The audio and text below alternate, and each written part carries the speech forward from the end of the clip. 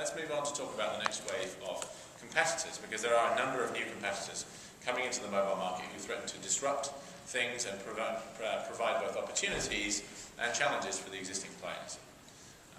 They come in all shapes and forms. So operators are clearly one of the categories. You've got LightSquared and Clearwire as new 4G players over the last couple of years in the US, for example.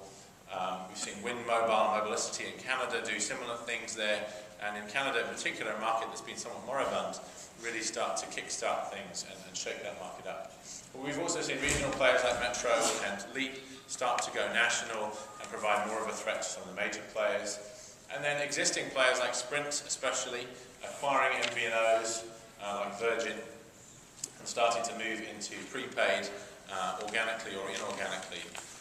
And so really seeing a lot of activity from either new operators or sub-brands from existing operators coming in and starting to be disruptive in the market.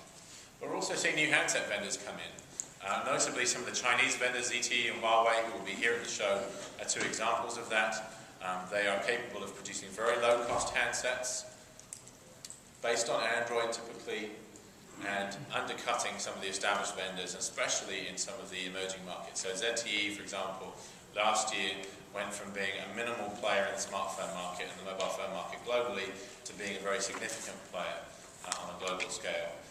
And that will only continue as they keep aggressively pushing handsets using Android both to the domestic Chinese market, but also many other emerging markets and increasingly in mature markets as well.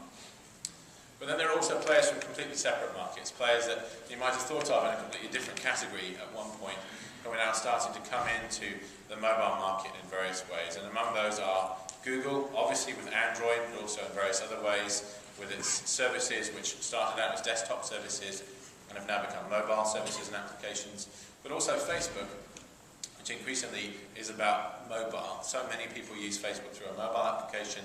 We saw Facebook, for example, acquire Snap2, which had built a number of feature phone applications for Facebook just last week. We saw HTC at Mobile World Congress launch these devices with a Facebook button on them, so that on any given screen you can push that button and invoke some sort of Facebook activity connected with whatever you're doing. Google obviously is also taking a prominent position with advertising on the mobile device. Advertising is 96% of its revenues overall. It wants to dominate mobile advertising in the same way that it has online advertising.